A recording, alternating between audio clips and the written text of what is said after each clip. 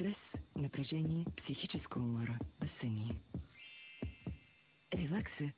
Забавете темпото. Вижте важните неща.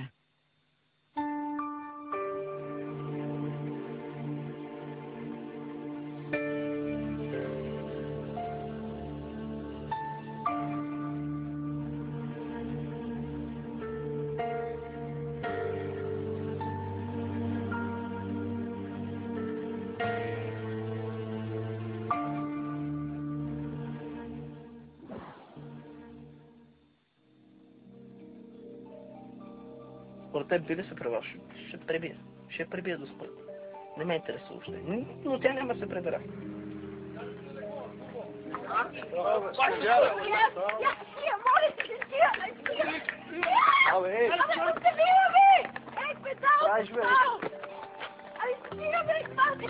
Това не е за бой, те трябваше... Не знам какво да го правя. Да го наеба ли, да я знам.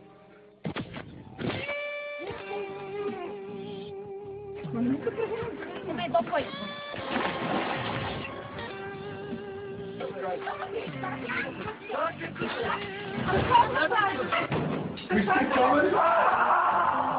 Не ми казвай спокойно, бе!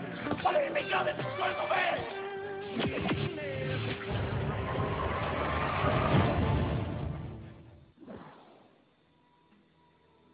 Доколко трябва да се оставим любовта да ни обсеби и къде е границата с здравия разум? Отговорите вероятно са милиони. Един от тях ще откриете в днешния ни епизод. Аз съм Христо Запрянов, а вие гледате Хванати в изневяра.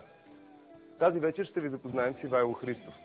Той има съмнение относно верността на своята приятелка и се обърна за помощ към нашето предаване.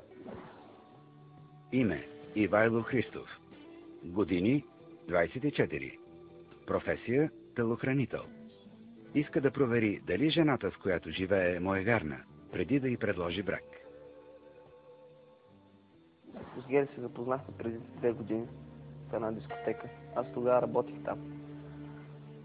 Имал съм различни момичета. За по една вечер са малко повече, но връзките ни бързо са приключвали. Те са различни. Спал съм с партия момичета, с танцорки, манекенки, всякакви. Но просто, още като я видях първия път, нещо ме грабна в погледа. Едно и животинско излъчване, такова. Просто не мога да го обясня. И това ми хареса в нея, че тя първа дойде при мен, запозна се, пое инициативата така.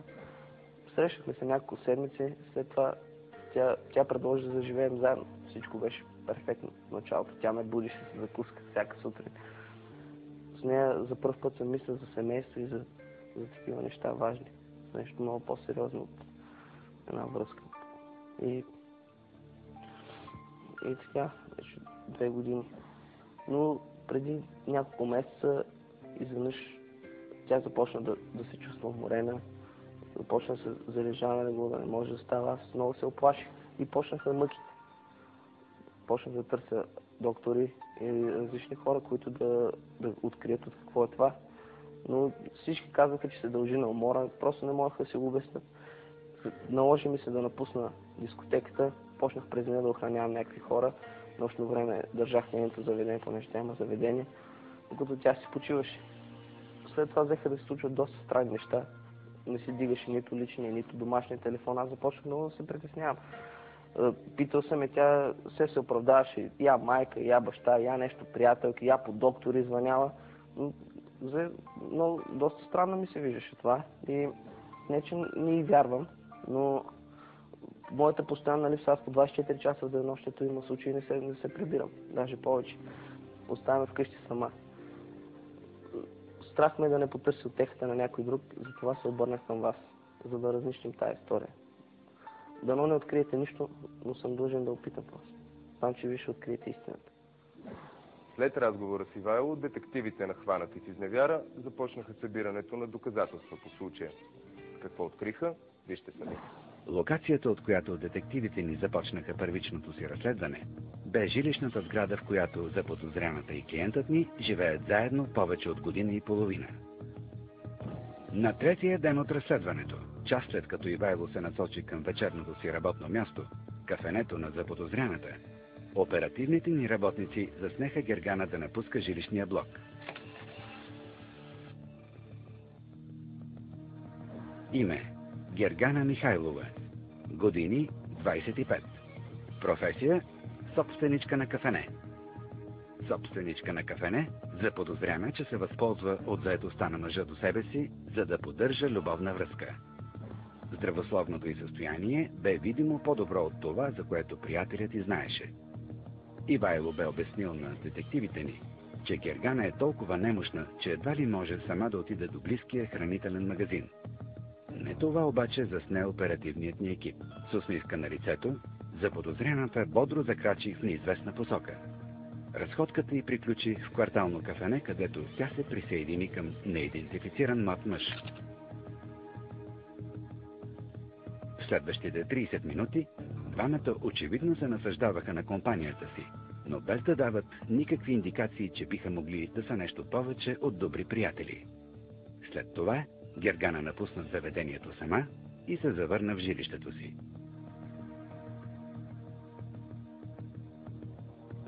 На четвъртия ден от разследването, детективите ни отново бяха заели позиция пред жилището на заподозряната. Тежката работна програма на Ивайло позволяваше на Гергана да разполага с почти 20 свободни часа от денонощието. В 11 часа и 4 минути тя напусна сградата пеша, отвеждайки оперативния ни екип до кварталната видеотека. Държанието на заподозряната отново с нищо не показваше признаци на лошото физическо състояние, за което Ивайло разказа на нашите детективи. След кратък престой там, заподозряната излезе от видеотеката, носеща DVD-дискове с непрозрачен плик. Това доведе детективите ни до съмнението, че съдържанието им вероятно е деликатно и е предназначено само за възрастни. Достигайки жилището си, Гергана започна да гледа часовника си, оглеждайки се нервно, явно в очакване на някого. Няколко минути по-късно, малък автомобил спря пред нея. Точно според очакванията на оперативния ни екип, от автомобила излезе вече идентифицираният и придружител – Петко Свиленов, масажист и специалист по акупунктура. Двамата се поздравиха с лека целувка и се насочиха към апартамента на нищо неподозиращия ни клиент. 3 часа по-късно Петко излезе от сградата и напусна, шофирайки в неизвестна посока. Ден 7 от началото на разследването. Детективите ни вече бяха наясно, че натовареният график на клиента ни дава както време, така и терен за любовните срещи на заподозряната. След преценка на събраните до момента доказателства, оперативните ни работници инструктираха Ивайло как да инсталира скрита камера в апартамента си. Съвсем скоро това даде резултат. В 20 часа и 24 минути вече познатата кола на Петко паркира пред блока. Той влезе в него, носейки пакет с неизвестно за нас съдържание. Сцените, които последваха, говорят сами за себе си. Явно лековитият масаж на любовника бе достатъчно добър, защото гъвкавите движения на Гергана по нищо не показваха отпадналост, дори напротив.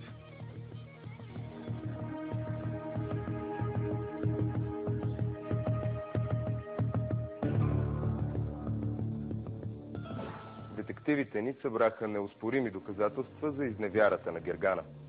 Единственото, което остана, е те да бъдат предоставени на Ивайло. Останете с нас, за да научите как той ще приеме истината за двойствения живот на годените. Здравей, Иво. Благодаря ти, че дойде толкова бързо, въпреки късния час. Предполагаш ли защо сме те повикали? Имам някакви съмнения. Какво подозираш? Подозирам, че щом сте ме викали, значи има нещо. Действително има нещо. Ти ни помоли да следим приятелката си, тъй като се съмняваше в нея. Така беше. В тази камера имам достатъчно материал, който да отговори на въпроса. Ти обаче трябва да ми кажеш дали си готов да го видиш. Готов съм. Затова съм тук. Сигурен. Сигурен. Добре. Това са кадри от 4-ти ден на разследването. Да. Момент, в който ти си вече на работа, Гери ти е казал очевидно, че е болна. Болна. Както виждаш обаче, по нищо не личи да е болна. Наистина състоянието е достатъчно свежо. Да, напълно здрава ми изглежда. Тази вечер тя отиде до квартално кафе, където се срещна с Този мъж, познаваш ли го? Не, какъв е това? И за нас беше непознат. Двамата пиха кафе, говориха си приятелски. Не е нещо, заради което бихме могли да се усъмним, но въпреки това детективите ни решиха да научат повече за този човек. Отговора, кой е той, ще научи сега. Това са кадри от 7-я ден на разследването, в който отново екипа ни беше на пост пред вашия вход. Ти отново си на работа, Гери отново излиза в свежо състояние и се насочва към кварталната видеотека. Заснехме да излиза с този непрозрачен плик, пълен очевидно с видеокасети или DVD-та, нямаме представа. Знаеш ли какво се слага в Непрозрачен плик? Да. Според нашите детективи става въпрос за филми с еротично съдържание, порнография, с други думи. Порно? Сега гледа порно. Не е само това, за съжаление.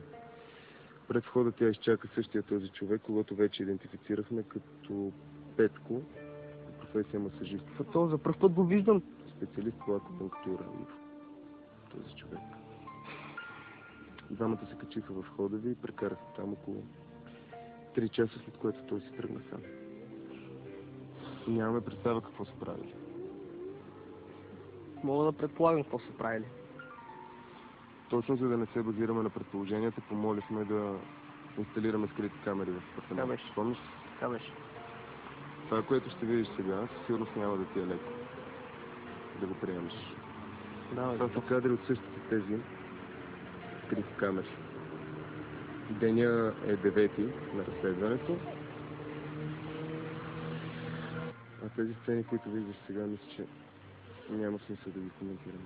Бахти курвата. 2 години я храня. Боже. Съжалявам, че трябваше да разбера. 2 години от живота ми. На 2 места ходя, бърти заведението. А тя се шиба тук с някакъв букук, който не за пръв път виждам. Разтръгвате се. Съжалявам, че трябваше да научиш по този начин, но искаш истината, това е истината. Повикахме те толкова късно, защото знаем къде е Гери в момента. От теб зависи дали искаш да я видиш, дали имаш нещо да й кажеш. Искам. Имам Сигурен какво си? да й кажа. Да. Предупреждавам те, че тя отново е с него. Готов ли си да се срещнеш с теб? Готов съм. Окей. Спокойно се, давайте.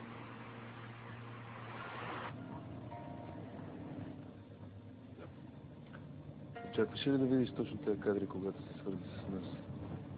Точно това не съм очаквал. Това е момиче на легло, разбираш. Аз по 5 пъти се обаждах и тя постоянно и беше лоша. Едно, че работих денонощно, друго се притеснявах за нея. Аз въобще не съм си представил, че толкова далече би стигнала тя. Това е букук за мен. Аз имал съм всяки момичета в живота си, разбираш. Но точно на нея се спрях. Исках нещо повече, исках да създам семейство, исках да имам деца от нея. Всичко съм ми дал, разбираш. Всичко съм ми дал. Каквото мога съм направил.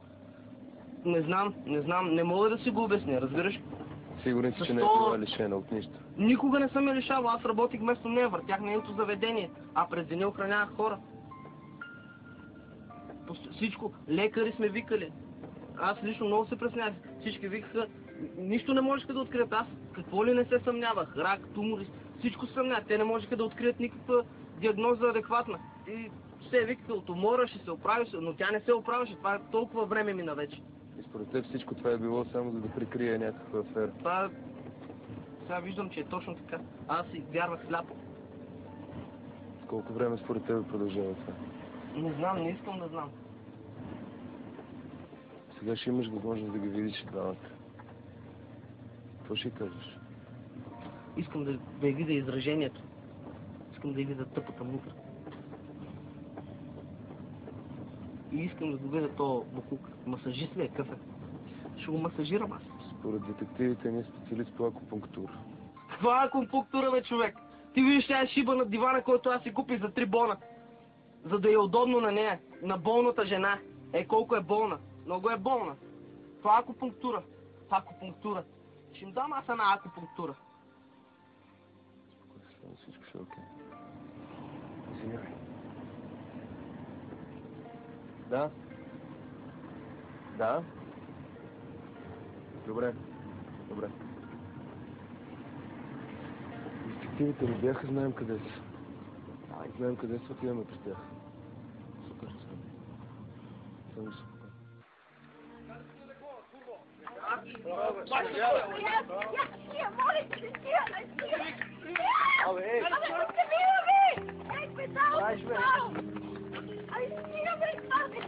Това не е за бой, се трябваше... Не знам какво да го правя. Да го наеба ли, да я знам.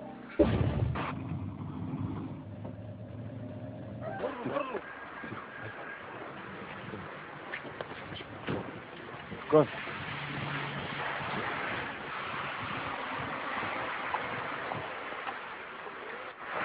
Кажи си на леко, курво! Гергана, ти си пънята, че не Стига, моля се, стига!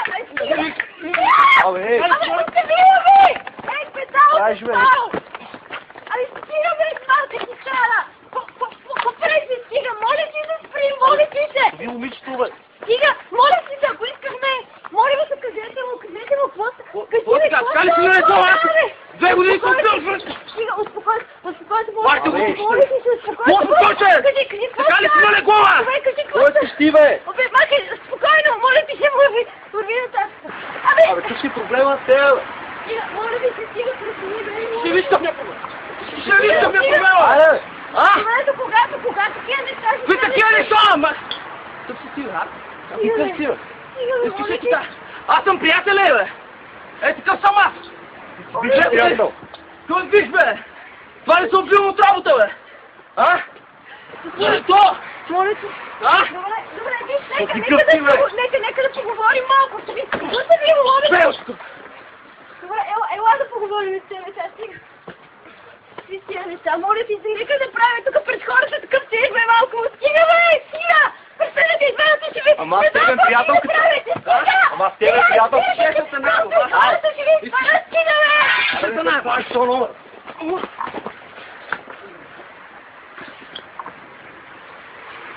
Какво стана?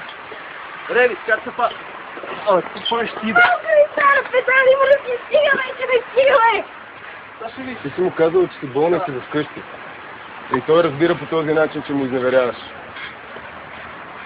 Знаеш ли, че сега си имал 2 години сериозен приятел? Добре, това е между мен и те, постави го, бе! Знаеш ли? Какво значение има? Какво значение има? Ти нормален ли си, бе? Какво значение има? Момчета. Добре, пак не мога да опустите на мене, бе, мамка, оставете ми се. Море бе, моя, така ли си на легло? Така ли си на легло? Нешко, искам да ти кажа, че просто ми списа ви отстъпите еднообразни вечери, където аз и ти ще ви гледаме тъпите сериали по телевизията. Къде си ма си държа заведението, бе, момиче? Какво ми държиш, бе, какво ми държиш за тия 2 години? Знаеш какво става? Пет пъти на вечер ти се обаждам да питам как се ти ме лъжиш си добре. Аз си толкова. Аз съм жена, която иска да бъде свободна, а ти остави го, моля ти, защото вече не знам какво ще правя. Защо се ме ще ти тръгвай? Тръгвай си ти, бе. Ти си с 5 от 5 бе, човек, бе. След малко ще те хваща. Айде. Я моля ви се, пречи, хора, престанете, бе, това е смешно, бе, разбираш ли, че това е смешно. Гери, иначе не съществува за мен, виж. За мен си букук, разбираш ли? Ти мутвай си да се обажда, та най-бай. Абе, чули си, бе. Що къв си ти, бе? Е, сега ще виж като мати, бе. Айде, стига да се разбера след. Знаеш какво?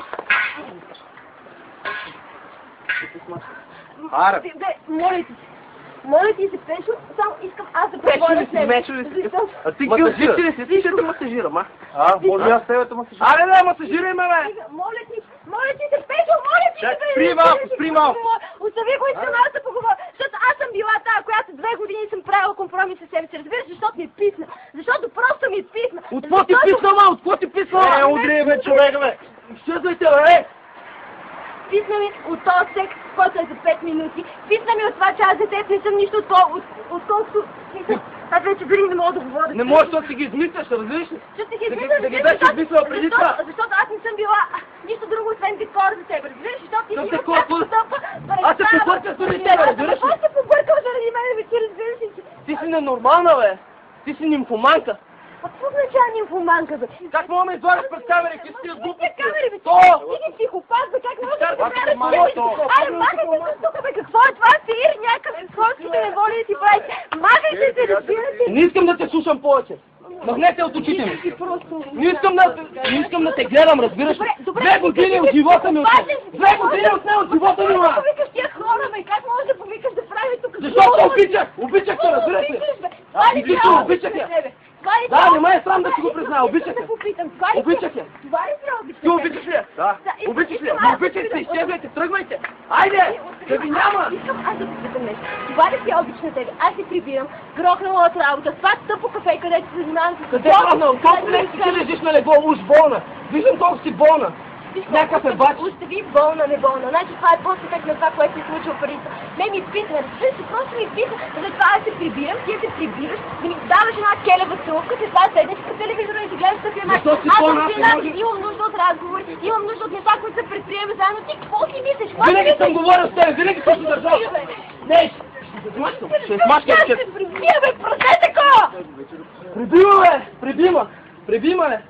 Аз просто съм толкова фрикцирана в момента, че не знам какво да ти кажа. Единственото, което мога да ти кажа, че аз истина те мразя. Просто се чуках с него, чуках се за кеф, разбираш ли? И той го може по-добре от тебе. Затова гледай си работа.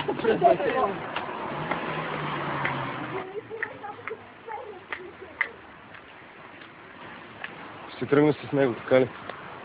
Много ти е лесно, така отстрани наблюдаваш ситуацията. Не ми е лесно. Някакви авторитетни коментари, Не давам авторитетни коментари. Този човек е наранен. Аз също съм наранен. Аз за мен това е смешно. Защото не е научил за мен истината по това е нормалния някаква начин. педерастка история, която аз не искам да слушам. И честно си казвам, абсолютно не съжалявам, че в момента аз съм Защо обясняваш, ма? Но не ми се обяснявай, бе, моля ти се, бе. Какво ми се обясняваш, Рамира? Какво ми се обясняваш, Какво ми се обясняваш? Изчезвайте! Изчезвай! Добре, изчезвай ти, аз няма да смахна, защото аз съм права в този случай. Защото аз съм тази, която е жертва на обществото.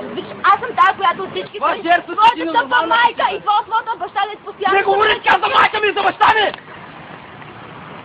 Не смей да говориш така за майка ми и баща ми! Те също ти дадаха пари, когато имаше нужда! Те се грижат на тебе! Букук такъв! Виж какво? Изчезвайте! Излизаме от твоята тъпа патриархална представа за семейен живот. Разбираш, че просто ми омръзна. Мен също не ми трябва. Единството, което мога да правя, се перда с тази бубка, бе, идиот! Това бубка тук ти я купил, ма мърло! Взимай я се, махай! Моля ви се, просто влизате. Ай, тръгни, Бо!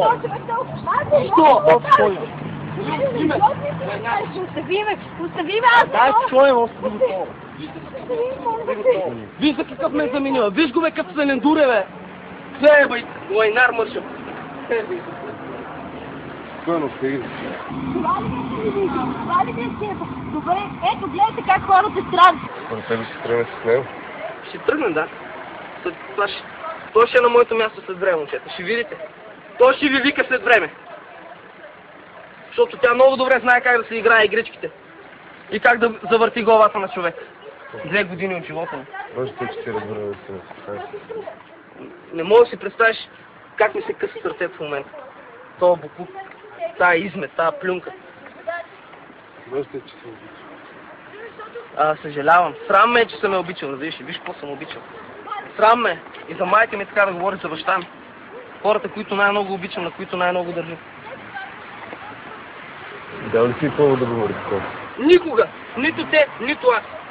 Букук мръсен. И с този секс за 5 минути. Тя луда ли? Тя въобще не е нормална. Тя постоянно беше болна, аз затова не съм и правил секс. Не помня вече от кога не сме правили секс. Беше толкова доволна, бях най-добрия. Бях единствения. Сега глупост да приказва по моя адрес и то пред камерата. Но не ме интересува. Пред тебе заради секса ли само? Не е заради секса, това вижте, че е пред секс. Много добре виждате. Нека да се обичат да се взимат. Щом се обичат да се взимат. Ние какво ще помагаме? Ела ние да си помогнем на теб. Ела ние да си помогнем. Как мога да им помогна? Никой не може да ми помогне. Сам трябва да се справя с това. Сам трябва да се справя. В този момент ще ти помогнем. Много да благодарим. Вкъщи ще направим всичко, което имаш нужда. Благодаря, че. Махай се, бе, педал, изчезай, Боже, Кой е педала, букук? Цял тук! Кой е педала? Криса! Педал! изчезва и се търпи домашното служните. Разбираш се, ти си тази, която гледа в тъпата клетка и си готви тъпата Просто е по-достойно.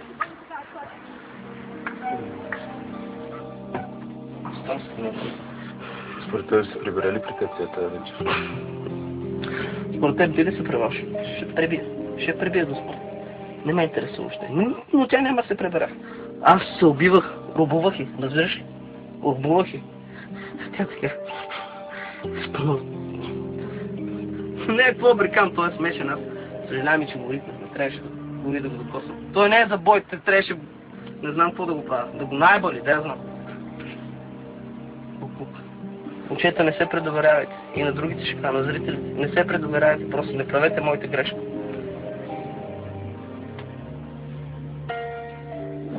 Колко пъти трябва да преминат границата на търпението ни, за да кажем край? Историята на Ивайло е типичен пример за това колко сляпа може да бъде любовта. Вие обаче не бъдете роби на клишетата. Ако също се съмнявате, че вашата половинка ви изневерява, не оставяйте нещата на случайността, а ни се обадете. Аз съм Христо Запрянов.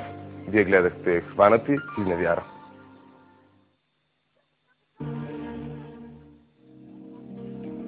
Коя е тая? Как се казва? Не, защото нашата работа е да помогнем с тази жена да разбере истината. Идиот! Защо ми се сипа живота?